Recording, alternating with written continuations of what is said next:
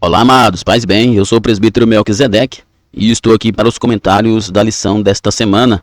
Lições bíblicas da editora CPAD Classe de Jovens, segundo trimestre de 2026. E nesse trimestre nós estamos estudando sobre ideologias, um tema muito importante e muito atual. A lição de hoje é a lição de número 4 e o tema é a falácia da ideologia de gênero. Nós iremos estudar sobre este tema que é muito importante, muito complexo, porque envolve a semântica de palavras, né? Por exemplo, se você colocar na internet o que significa gênero, eles vão dar duas definições, né, especificamente relacionado a pessoas.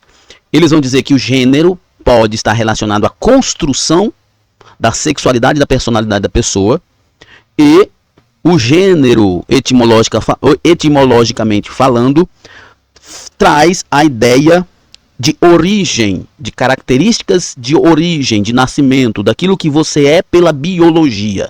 Então isso é um problema muito grande, a gente vai tentar, na medida do possível, levando em consideração os valores bíblicos, mas de fato é um tema complexo, até porque a ideologia de gênero é geralmente defendida por pessoas da esquerda e eles são excelentes em manipular a semântica das palavras para poder defender as suas ideias. Mas, pela graça de Deus, nós vamos trabalhar esse tema hoje. Lembrando que você que gosta de ministrar com slides na sua igreja, seja um assinante do EBD-em-Foco.com. Sendo assinante do EBD-em-Foco, você tem slides da revista CPAD 100% baseado na revista e com imagens de qualidade prontos para serem usados. E mais, esses slides são editáveis, o que facilita você na hora de preparar a sua aula. O conteúdo da assinatura contém os slides das lições de adultos, slides das lições de jovens, mais bônus, slides de escatologia, slides de discipulado, sermões em PDF, curso básico de teologia e cursos diversos. Temos também o aplicativo do EBD em Foco. Você acessa a sua Play Store e procure por EBD em Foco. Instale no seu smartphone e acesse todos os slides e subsídios produzidos pelo EBD em Foco na palma da sua mão. Para mais informações, acesse o site www.ebdemfoco.com ou entre em contato com a nossa equipe pelo WhatsApp 94DDD 984092869. Muito bem, vamos então para o nosso comentário. O texto principal da lição se encontra em Gênesis capítulo 1, verso 27, que diz: E criou Deus o homem à sua imagem. Há quem diga que a palavra homem aqui não significa o sexo masculino, mas homem na origem, né? O gênero humano. Criou Deus o homem à sua imagem, o gênero humano, a humanidade é criada à imagem de Deus. A imagem de Deus o criou. E Deus criou o gênero humano, macho e fêmea. É apenas dois gêneros, apenas dois sexos, macho e fêmea. Resumo da lição. À luz das escrituras, aprendemos que homem e mulher foram criados de forma intencional e complementar, e de forma objetiva também, é importante dizer. E que a verdadeira identidade do ser humano só é plenamente encontrada em Cristo, de forma objetiva, pelo Criador que deixa suas marcas na sua criação. O texto bíblico, ou os textos bíblicos, se encontram em Gênesis capítulo 1, versos 26 e 27, também Gênesis capítulo 2, versos 7, 18, 21 a 23, mas eu não vou me deter no texto por uma questão de tempo, mas você faz o uso do texto para melhor compreensão. Então vamos para a nossa introdução. Vivemos em uma época de muitas ideias novas, que é típico da evolução humana, né? As novidades, as inovações. Mas diversas delas são contrárias àquilo que a palavra de Deus ensina, especialmente no contexto que nós estamos estudando sobre as ideologias, e as ideologias estão sempre influenciadas pela dialética marxista da não objetividade das coisas, mas sempre da subjetividade, onde a moral e a ética é flexível. Então, vivemos em uma época de muitas ideias novas, o que é natural, típico da evolução da sociedade, e diversas delas, né, mas diversas delas são contrárias àquilo que a palavra de Deus nos ensina. E uma dessas ideias é a chamada ideologia de gênero. Nesta lição, buscaremos compreender os seus conceitos fundamentais, contrastando-os com a perspectiva bíblica, que é um ponto importante, porque a gente vê muito falar na internet sobre ideologia de gênero, mas dentro desse contexto político ideológico. Nós trataremos, é óbvio que em algum momento nós teremos que falar sobre esse contexto social também político, mas nosso principal foco é a perspectiva bíblica como fonte ou como a verdade absoluta, a palavra de Deus. Ao fazer isso também, refletiremos sobre as implicações espirituais, é óbvio, né? Sociais, que inevitável, comportamentais e pastorais deste debate, que afeta famílias, crianças, escolas e igrejas, que questões muito importantes para a sociedade. A resposta cristã deve ser marcada pela firmeza doutrinária, mas também pela graça e pelo amor de Cristo, acolhendo pessoas sem comprometer a verdade. Isso aqui é importante, né? É um tema complexo. Eu confesso, né, estudando esse tema, percebo o quanto que esse tema é complexo. Mas mais do que falar sobre o tema, é lidar com o tema. Mas uma coisa que é básica para nós trabalharmos, e o professor deve explorar isso com seus alunos, é que de fato nós precisamos trabalhar esse tema com graça e amor. Lembra do que Jesus fez com a mulher que foi pega em adultério? Ele não negociou a verdade. Quando todo mundo sai, ele disse, vai e não peques mais. O que Jesus está afirmando aqui? Ele está afirmando que ela está errada e ela precisa mudar. Mas também ele não autorizou e não jogou pedra nela.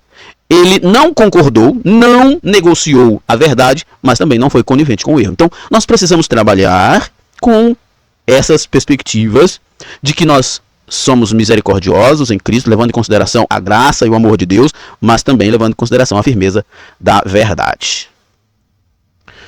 Nosso primeiro tópico, conceitos da ideologia de gênero. Vamos tentar trabalhar esse tema complexo, a origem do termo.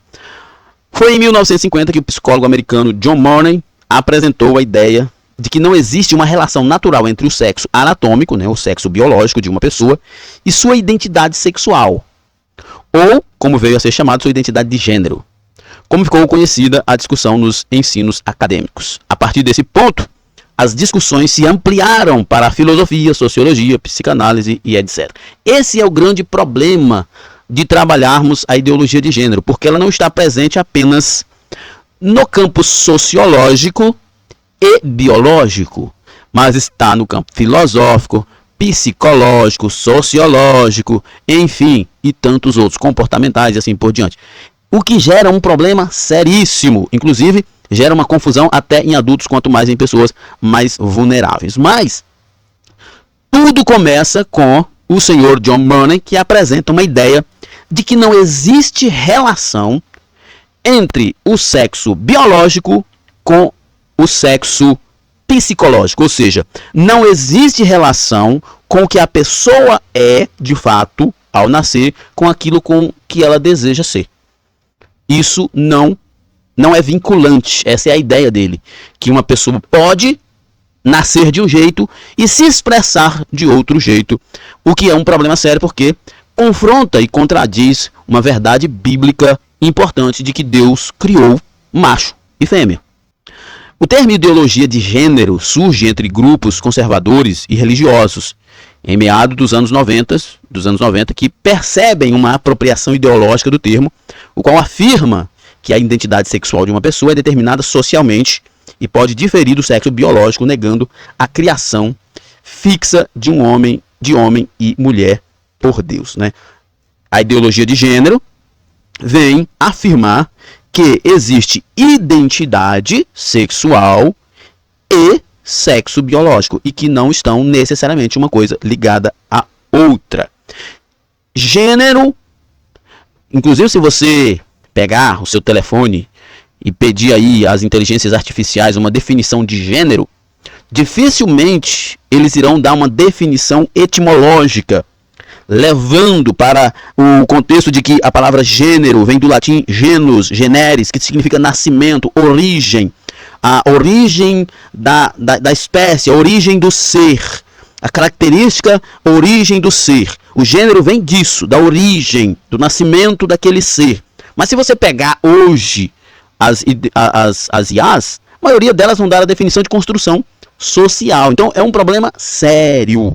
É um problema sério. Eles estão trabalhando isso de forma tremenda e trazendo confusão para muitas pessoas. Mas nós, como igreja, precisamos entender que a criação de Deus é objetiva. O sexo biológico corresponde ao gênero, macho e fêmea, homem e mulher. Não existe nada fluido. Separação entre sexo e gênero. A separação entre sexo biológico e gênero psicológico é um dos fundamentos da ideologia de gênero. Percebe o quanto que esse negócio é confuso. Olha só. A separação entre sexo biológico, que é o gênero, origem, nascimento, né? E gênero psicológico. Olha só a confusão que esse povo arruma, né? Eles fazem uma diferença entre as características ou a definição de gênero ligada às características de nascimento. Eles fazem diferença entre o gênero ligado ao nascimento e o sexo, informando que o que é vinculado ao nascimento é o sexo, o gênero é construção social, o gênero é psicológico, o gênero é uma construção da sociedade e não é aquilo que é de origem. Segundo seus defensores, o sexo é atribuído ao nascer com base nos órgãos genitais, né, que é origem, nascimento. Mas gênero seria uma identidade interna que pode ou não coincidir com o sexo. O problema é que, eu já disse no início, né? O grande problema do debate com a ideologia de gênero é essa fluidez na semântica das palavras. Essa tentativa de mudar a semântica das palavras. Mas assim, eu gosto muito da ideia da etimologia da palavra. E a etimologia da palavra gênero é origem, nascimento. Exatamente igual à ideia de sexo. De caracterizar aquilo que a pessoa é quando nasce. Mas os defensores da ideologia de gênero dizem que sexo, né, sexo não é a mesma coisa que gênero. Sexo é atribuído ao nascer, com base nos órgãos genitais de uma pessoa. Mas o gênero é uma construção ideológica ou identitária interna. Essa separação, ela não encontra nenhum amparo na língua, na etimologia. Mas, infelizmente, nessa sociedade relativista, fluida, sem absolutos, sem objetividade, profundamente subjetiva, eles mudam a semântica das palavras para defender as suas ideologias. Mas, mesmo se mudando a semântica das palavras, a realidade não muda. Não muda.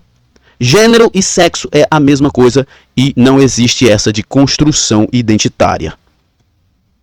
Isso significa que, para essa ideologia, uma pessoa pode nascer biologicamente homem e ainda assim se identificar como mulher, ou vice-versa, ou como nenhum dos dois, e que é um problema ainda maior. Olha a maluquice. Só para a gente ver a maluquice que essa ideia traz, que está diretamente ligado ao movimento LGBT, você pega a sigla LGBT, tem LGBTQIA+, e tem uma série de siglas, que o próprio movimento LGBT está se fragmentando porque não concorda com isso. Eles estão aglomerando todo tipo de aberrações para poder defender ideologia política. Não é defesa humana. É defender ideologia política para movimentar as massas em prol de domínio político. Por isso que é importante a gente estar também compreendendo essas coisas. A separação entre sexo e gênero promove confusão na identidade das pessoas, especialmente nas crianças e adolescentes, né? Quando você apresenta uma informação, por mais perniciosa que ela seja, para uma pessoa adulta, tudo bem, a gente até releva. Mas quando promove essas informações a pessoas vulneráveis que não têm capacidade, nem maturidade, não têm capacidade intelectual, nem maturidade biológica para discernir, isso é cruel, é grave. Por isso que o comentarista está dizendo aqui, ó, a separação, esse debate, ele não está ajudando. Ele, na verdade, está criando confusão, especialmente nos mais vulneráveis. Ele cria confusão, porque estão dizendo que gênero não está relacionado à origem, não está relacionado ao que é por nascimento, mas está relacionado a uma construção posterior.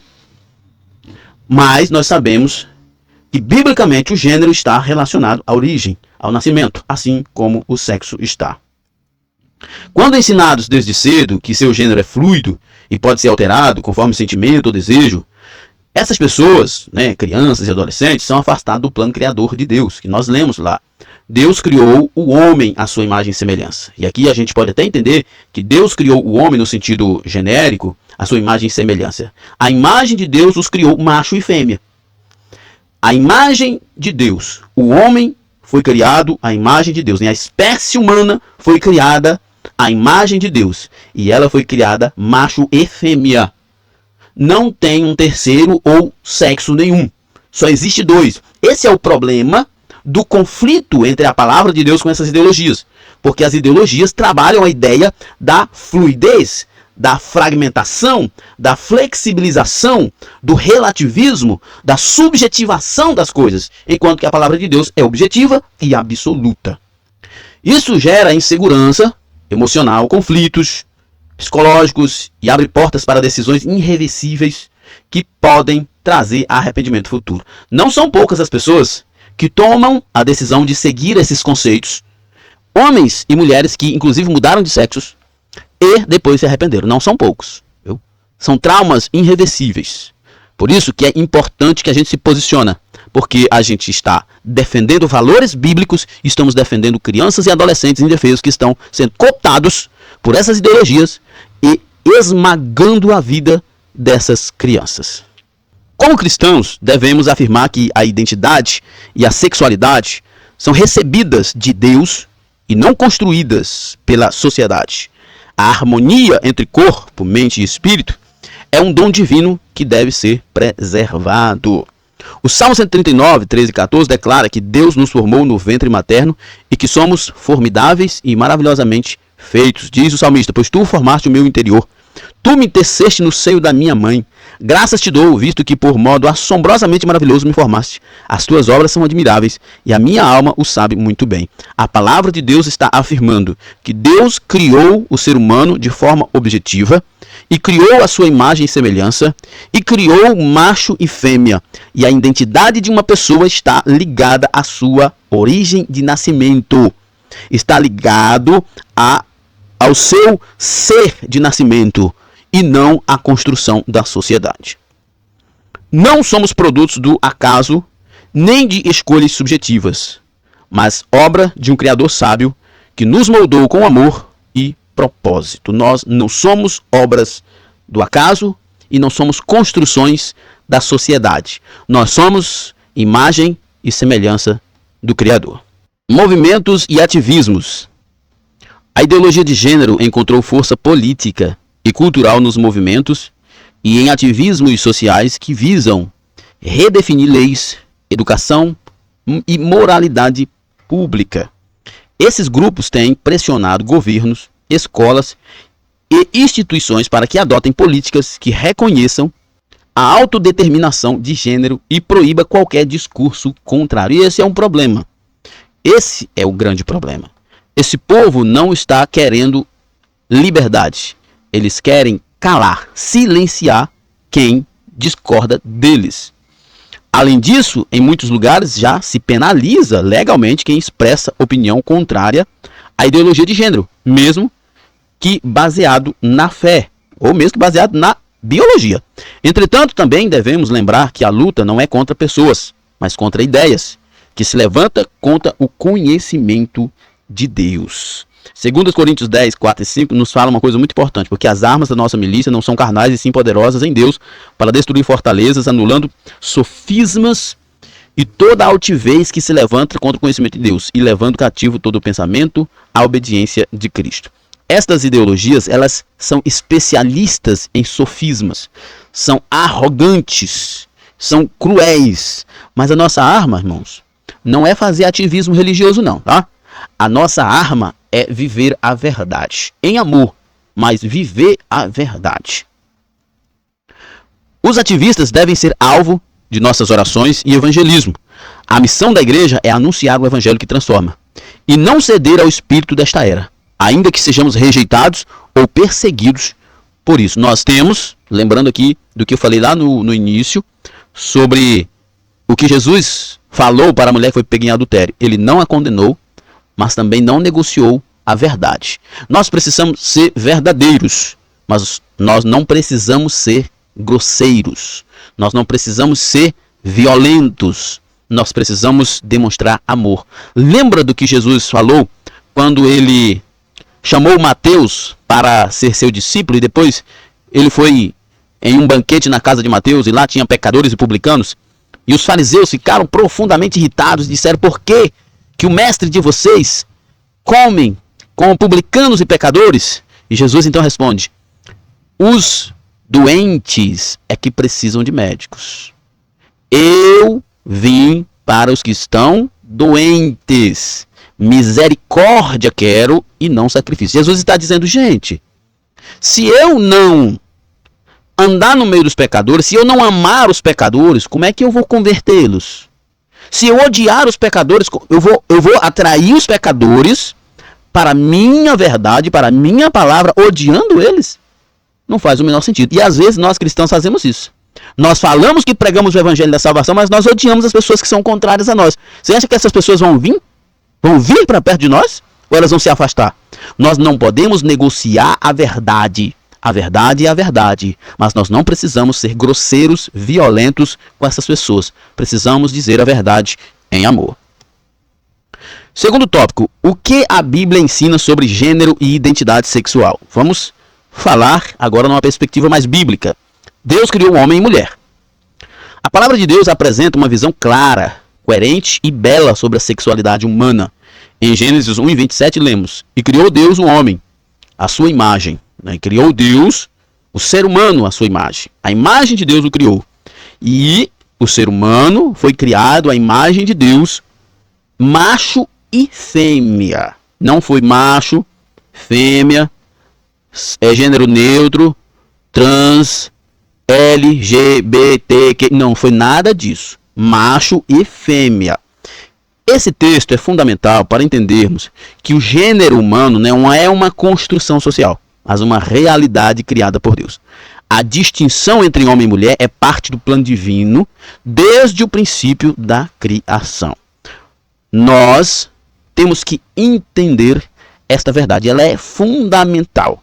O gênero humano não é uma construção social, mas é uma obra divina. Foi Deus quem fez o ser humano assim. A identidade humana, ela se fundamenta na criação de Deus. A Escritura apresenta 3 pilares para afirmar isso. A identidade é recebida, é dada pelo Criador e não escolhida por quem está vivendo. O ser humano não cria a si mesmo. O ser humano é criado. Olha o que o salmista diz no Salmo 100 e verso 3. Foi ele quem nos fez e não nós. Unidade entre corpo e pessoa. Na visão bíblica, o corpo e identidade não são separados. O corpo faz parte da criação de Deus. A ideia de que o corpo pode estar errado contradiz a doutrina bíblica da criação. A ideia de que o meu psicológico é uma coisa e o meu corpo é outra, a ideia de que o meu eu interior é uma coisa e o meu corpo é outra, não está dentro do contexto bíblico. A dignidade entre homens e mulheres. Apesar de haver distinção entre homem e mulher, essa distinção não significa que um é inferior ao outro. Homem e mulher refletem igualmente a imagem de Deus. Olha o que o texto diz. A imagem de Deus os criou, macho e fêmea, homem e mulher. A diferença entre homem e mulher não significa inferioridade, mas completude. Completude são as duas partes da mesma maçã. Deus não criou um ser neutro, indefinido ou fluido. Ele criou Adão como Eva. Ele criou Adão como homem e Eva como mulher, com características físicas, emocionais e espirituais que refletem sua sabedoria, a imagem de Deus. Essa diferença entre homem e mulher não é motivo de competição. Quando nós vemos esse embate entre homem e mulher, isso é consequência do pecado. A diferença entre homem e mulher não é para motivar competição, não é superioridade, mas é um convite à complementariedade e ao serviço mútuo. Cada um tem um papel e um valor diante do Senhor. Cada um tem um papel, mas os dois têm valor diante do Senhor. Um não é menor nem menos importante do que o outro diante de Deus. Essa verdade rejeita a ideia de que o gênero é uma construção social. A distinção entre masculino e feminino tem origem divina e não meramente cultural. A distinção é entre macho e fêmea. Não é entre gênero de nascimento e gênero psicológico. Eu estou dizendo gênero psicológico por causa que é a definição que eles dão, viu, gente? Não que eu concorde. Mas a diferença é entre gênero masculino e feminino, não é entre gênero biológico e gênero psicológico. Essa diferença entre gênero biológico e gênero psicológico não existe. Isso é uma invenção. Isso sim é uma construção de uma sociedade apodrecida. Além disso, a sexualidade humana, em seu desígnio original, é um dom de Deus para expressão no casamento, formação da família e perpetuação da vida. O propósito da sexualidade na Bíblia é complementar. Não é bom que o homem esteja só. Olha só que maravilha. A Bíblia diz que Deus olhou e viu Adão sozinho. Então ele disse, não é bom que ele esteja só. Ele estabeleceu uma aliança conjugal quando diz, deixará o homem, seu pai e sua mãe, e unir-se-á a sua esposa, e ambos serão uma só carne. Continuidade da vida. Se não for gênero masculino e feminino, não tem reprodução. Então, não adianta correrem, mudarem a semântica das palavras, tentarem construir uma nova falácia, mas uma coisa é certa, ninguém discute com a biologia. A biologia diz que só macho e fêmea se reproduzem. Negar essas verdades é desprezar a obra do Criador e abrir caminho para confusão e desordem moral. E é tudo que essa gente, que está diretamente ligada à esquerda política, querem. O que, Melk? Confusão, desordem. Essa gente ganha quando há caos. Pode pegar a história. Aonde a esquerda está governando, só tem duas coisas. Ou é arbitrariedade, né? Governos totalitários, ou é confusão moral. Não há paz e não há estabilidade com essa gente. Complementariedade dos sexos. A diferença entre homem e mulher foi estabelecida por Deus para benefício mútuo e para a realização do plano divino. Aumentar ainda mais a espécie, né? Já falamos sobre isso. Efésios 5, 31 a 33 ensina que o casamento é a união entre homem e mulher, simboliza a relação entre Cristo e a igreja. Olha como Deus nos ensina a importância da distinção entre apenas dois gêneros, masculino e feminino, homem e mulher, Deus e igreja. Essa complementariedade revela não apenas função, mas também beleza e propósito espiritual. O homem e mulher foram criados para se completar, tanto no âmbito familiar quanto na missão espiritual, né? A mulher não é inferior ao homem. Se tem alguém no meio da igreja que pensa um absurdo desse, isso é loucura, não há respaldo bíblico. Quando nós vemos a mulher sendo tratada como objeto em textos bíblicos, isso não é norma. É o relato de uma realidade cruel, mas que não era aprovada por Deus. O texto bíblico diz que Deus criou o homem, imagem e semelhança do Senhor. E eles foram criados, macho e fêmea, homem e mulher, ambos são imagem e semelhança do Senhor. Cada um cumpre propósitos distintos. O homem é líder, o homem é macho, a mulher é fêmea. O homem lidera, mas a mulher auxilia, traz paz, traz estabilidade. Uma casa sem mulher é um negócio terrível. Um lar sem uma esposa não existe. O lar sem um marido não é lar. É um subproduto de uma sociedade adoecida. Então nós temos que pensar. Homem e mulher foram criados para se complementar, para se completar, tanto no âmbito familiar como na missão espiritual. A ideologia de gênero rejeita essa complementariedade, vendo-a como opressão ou desigualdade. Isso é um problema sério que, inclusive, o feminismo trabalhou muito isso e ainda trabalha, né? Mas é um problema terrível de querer igualar a mulher ao homem e o homem à mulher. O objetivo disso é caos.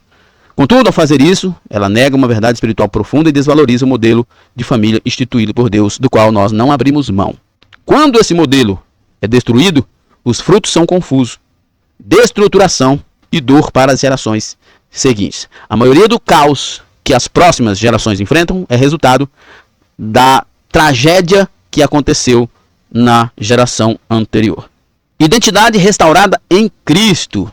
A entrada do pecado no mundo, Gênesis 3, corrompeu a natureza humana, trazendo desordem para todas as áreas da vida, inclusive para a área da sexualidade. Apesar da queda e da confusão que o pecado traz, a identidade do ser humano que passa por isso pode ser restaurada em Cristo. É em Cristo que as coisas convergem para o bem. Não é na ideologia, não é na política, não é na luta de classe, não é nos agrupamentos sociais. É em Cristo que tudo se restaura, que tudo converge para o bem. A maior resposta que o cristão pode dar à crise de identidade promovida pela ideologia de gênero é a nova identidade que recebemos em Cristo. A queda traz uma desordem para a identidade. Após o pecado, a natureza humana foi afetada, isso é fato. Isso incluiu os desejos, as emoções, as percepções pessoais. Mas a Bíblia reconhece a existência de conflitos humanos. Só que a Bíblia também reconhece que há solução. E a solução está em Cristo. A solução para a humanidade não é experiências subjetivas, mas é restauração que ocorre pela redenção em Cristo. A salvação é que transforma todo o nosso ser. Corpo, alma, espírito, como você quiser entender. Isso inclui a forma como nos vemos e vivemos nossa sexualidade. Nossa restauração ocorre em Cristo, não é pelas ideologias. A maior resposta que o cristão pode dar a essa crise é, de fato, entender que nós somos reconstruídos em Cristo. O Evangelho não é apenas perdoar pecados, mas também nos habilita a viver de forma santa e alinhada com o plano de Deus. A igreja tem o dever de discipular com paciência e firmeza, ajudando cada pessoa a compreender sua verdadeira identidade à luz das Escrituras. A solução bíblica, irmãos, não é negar a realidade do sofrimento humano, dos transtornos, mas conduzir as pessoas às santas Escrituras, a compreender-se a partir do que a palavra de Deus ensina, vivendo aquilo que Paulo diz em 2 Coríntios 5,17, aqueles que estão em Cristo, nova criatura são, as coisas velhas se passaram, tudo se fez novo. Terceiro tópico, a resposta da igreja à ideologia de gênero. Proclamar a verdade com amor. A igreja de Cristo é coluna e firmeza da verdade e deve, portanto, proclamar fielmente os princípios bíblicos sobre a identidade humana, mesmo em meio a uma cultura que rejeita tais verdades. Se nós negociamos essa verdade, então nós não estamos pregando a palavra de Deus. Se nós somos fiéis à palavra de Deus, então nós não negociamos a verdade de que Deus criou apenas macho e fêmea. Isso deve ser feito com coragem, mas também com compaixão. Paulo nos ensinou a falar a verdade em amor, está lá em Efésios 4:15. Confrontando o erro sem hostilidade e acolhendo os pecadores com graça, sem comprometer a santidade. Que é o que Jesus fez com a mulher que foi pega em adultério. Para mim é um exemplo sensacional. Nunca é demais contar essa história. Apesar de que Jesus sempre teve atitudes muito amorosas e misericordiosas com todos, mas essa para mim é sensacional. A mulher também lá no poço, mas diante de tanta multidão, daquela multidão que estava ali pressionando Jesus, Jesus não negocia a verdade com aquela mulher. Ela de fato foi pega em adultério e Jesus disse, vai e não peques mais. Você de fato foi pega em adultério, você está errada. Mas Jesus não jogou pedra nela. Jesus não humilhou aquela mulher. Para falarmos a verdade, para vivermos a verdade, para defendermos a verdade, irmãos, não precisamos agredir ninguém. O professor pode, inclusive, trabalhar isso com seus alunos. Nós não precisamos agredir ninguém para defender a verdade e a santidade bíblica. Nós não precisamos agredir ninguém. Jesus nos ensinou isso. Pelo contrário, nós seremos mais aceitos se formos misericordiosos. Diante da ideologia de gênero, os cristãos são chamados a defender o que é bíblico sem cair em extremos. Os extremos são um problema sério, irmão. São sérios. Nem na omissão, que é o outro extremo, que silencia por medo da rejeição. Nem no legalismo, que condena sem misericórdia. São os extremos. Os extremos. Omissão, que silencia. Rejeição, ou o legalismo que condena. Nós não somos destes. Pelo contrário, Nós aprendemos com Jesus a dizer, vai e não peques mais, ou misericórdia quero e não sacrifício. A palavra de Deus nos orienta a ser prudente, como as serpentes, simples como as pombas, mantendo equilíbrio entre firmeza doutrinária e sensibilidade espiritual. A firmeza doutrinária, a igreja deve permanecer fiel à revelação bíblica, sem adaptar a verdade às pressões culturais. Meu amigo, nós precisamos manter a firmeza doutrinária, mas também manter a sensibilidade pastoral. A palavra deve ser pregada a todo tempo, mas não é no sentido de agredir. Criou-se esse estigma de que quando a gente prega, a gente incomoda as pessoas. Quando a gente prega, a gente liberta, gente. É isso que a gente tem que pensar. Ensinar a verdade com clareza é amar. Não negociar os valores é amar. Defender o que Deus fez é amar. Amar é fazer aquilo que Deus nos ensinou com sensibilidade pastoral. Ensino bíblico nas famílias e igrejas. Uma das principais frentes de resistência à ideologia de gênero deve estar na formação cristã das famílias e da igreja local. Agora, eu sei que eu estou falando para professores de jovens, mas é muito difícil você ser pai no mundo de hoje. Eu tenho 2 filhos e de hora em quando eu recebo alguma reclamação de professores do meu filho Ibrahim com condutas que não é nada cristã. E olha que ele só tem 8 anos.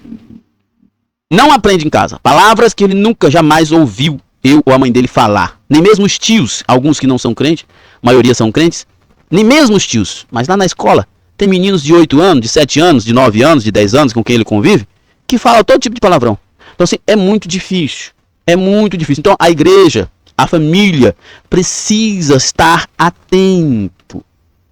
Você que é professor, que provavelmente tem filho pequeno, não sei. Você que vai estar ouvindo essa aula, é preciso estar atento. Eu estou me desdobrando, me reinventando como pai, porque de fato o mundo é terrível. O mundo vai coaptar a mente e o coração das crianças e se a gente não tiver cuidado, nós vamos perdê-los. Os pais são chamados por Deus a ensinar seus filhos no caminho do Senhor e não deve terceirizar a educação moral às escolas ou à cultura. Deuteronômio 6 e 7 diz, estas palavras que hoje te ordeno estarão no teu coração. Primeiro no teu coração, depois tu as inculcarás a teus filhos. E delas falarás assentado em tua casa e andando pelo caminho e ao deitar-te e ao levantar-te. Ou seja, a tua vida seja governada por esta palavra. Do contrário, você não terá moral para ensinar seus filhos. O lar é o primeiro campo de batalha onde a verdade deve ser semeada. Com coração ou com oração, exemplo e instrução contínua. Isso é importante. Da mesma forma, a igreja deve oferecer ensino sólido, claro e relevante sobre temas como identidade, sexualidade e propósito de vida. Isso é muito importante. Isso aqui, identidade, sexualidade e propósito de vida, especialmente para jovens. Um discipulado que forma uma mentalidade bíblica. Uma das maiores respostas da igreja a esses ensinos é continuar ensinando as Escrituras. E a formação cristã, ela deve ter ensino sobre a construção da nossa identidade em Cristo. Ou seja, a nossa identidade está ligada a Cristo. Porque nós somos imagem e semelhança do Criador. Nós temos o Espírito Santo de Deus. Essas coisas precisam ser ensinadas. Um discipulado verdadeiro, tanto em casa quanto na igreja, é ensinar que a nossa identidade está em Cristo. Que a sexualidade é bíblica. A visão da sexualidade precisa ser bíblica. A família precisa ser fortalecida. Na nossa igreja nós estamos trabalhando todo mês um culto da família, falando sobre família, isso é muito importante. E nós precisamos ter um trabalho pastoral de cuidado e acompanhamento com muita regularidade e com propósito. A igreja precisa se posicionar. A escola dominical, o discipulado, culto de jovem, eventos da igreja são oportunidades para fortalecer a nova geração na verdade. Ignorar esses temas é deixar espaço para o mundo. Ignorar esses temas é deixar espaço para que o mundo molde a mente e o coração dos nossos jovens, crianças e adolescentes. Acolhimento e restauração dos que sofrem. Há pessoas que enfrentam confusões e lutas internas com sua identidade sexual. Isso é fato, irmão. Isso não é uma coisa apenas de pecaminosidade, da natureza pecaminosa. Pessoas estão lutando com problemas desta forma. Sexualidade desvirtuada, impureza, pensamentos impuros o tempo todo, contaminação pela sociedade por coisas, vícios em pornografia e outras coisas. Então há pessoas que enfrentam confusões e lutas internas com identidade sexual e com problemas sexuais. A igreja precisa saber lidar com isso. Para elas, a resposta cristã deve ser de acolhimento, escuta, cuidado e discipulado. Não é de rejeição. Nós temos um problema sério de, ao olharmos essas pessoas e entendê-las, ou melhor, e pensar que essas pessoas são imorais e que elas não merecem acolhimento e amor. Mas, mais uma vez, a gente tem que lembrar o que Jesus disse: misericórdia quero e não sacrifício. Eu vim para os doentes. A igreja não pode ser um tribunal que condena, mas um hospital espiritual onde todos, inclusive os que enfrentam conflitos de gênero, encontrem graça, verdade e restauração. Jesus diz: não necessitam de médicos que estão sãos, mas sim os que estão enfermos. Eu não vim chamar os justos, porque os justos já são justos, mas sim os pecadores ao arrependimento. Esse é um texto que é profundo, e que precisa ser meditado pela igreja, especialmente nesse contexto. Assim, a igreja deve ser um ambiente onde a verdade é anunciada, mas o pecador é amado. Nenhuma luta humana é maior que o poder do evangelho. Em Cristo, todos são igualmente amados, chamados e aceitos. A distinção sexual continua existindo, mas não define o valor espiritual ou a acesso à salvação. A Bíblia apresenta a identidade humana como parte da boa criação de Deus. A ideologia de gênero surge como uma proposta alternativa de definição do ser humano baseado na autonomia individual e na corrupção do gênero humano, e não naquilo que Deus propôs. Diante disso, a missão da igreja deve ser sempre defender a verdade bíblica, amar as pessoas sem fazer distinção, amar as pessoas profundamente e apontar como solução Cristo Jesus. Apontar para as pessoas que a verdadeira identidade não é construída pela cultura nem determinada por sentimentos momentâneos, mas a verdadeira identidade é Cristo Jesus. Se alguém está em Cristo, é uma nova criatura.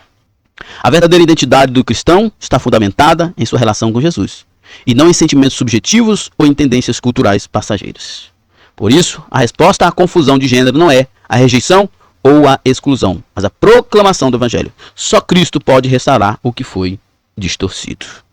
Aqueles que lutam com sua identidade precisam conhecer o amor de Deus, que oferece nova vida e esperança. A igreja deve ser esse lugar de acolhimento e transformação. A igreja deve apontar para essas pessoas que em Cristo a sua vida é transformada. Em Cristo ela tem valor, em Cristo ela tem amor. Nossa conclusão: a igreja deve exercer seu papel profético na sociedade, denunciando o pecado com coragem, influenciando políticas públicas e defendendo a liberdade de consciência. A missão da igreja é clara: proclamar a verdade, amar os que sofrem, formar discípulos firmes e orar pela transformação do mundo. A identidade humana só encontra o seu verdadeiro sentido em Cristo. Nele somos restaurados, reconciliados e capacitados a viver como Deus nos criou, com dignidade, clareza e propósito. Muito bem, chegamos ao final de mais um comentário. Que Deus em Cristo nos abençoe. Lembrando que na plataforma EBD em Foco você tem tudo o que precisa para ministrar uma aula de excelência na EBD. Ficamos por aqui, até a próxima. Paz e bem a todos.